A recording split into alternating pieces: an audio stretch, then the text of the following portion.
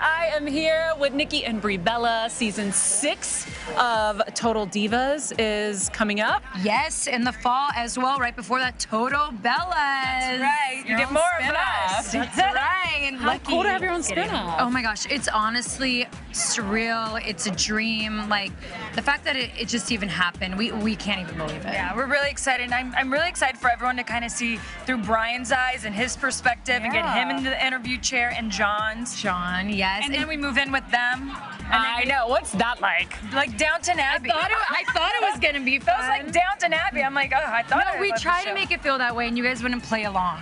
Well, yeah, that's kind of weird. Hippies, whatever.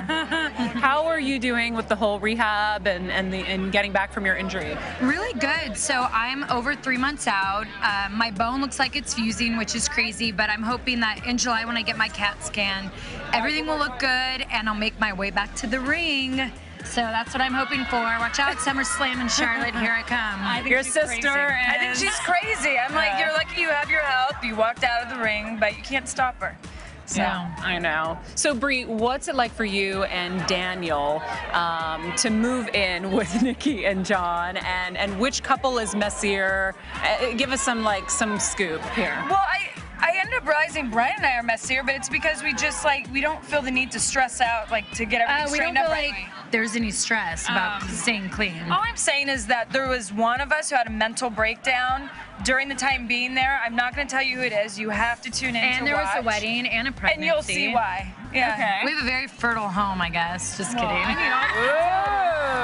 And your man, John, was just here. You got very excited when you patted him on the butt, by the way. It was you, right? So juicy. I mean, now everyone's seen Trainwreck, so y'all know what I mean.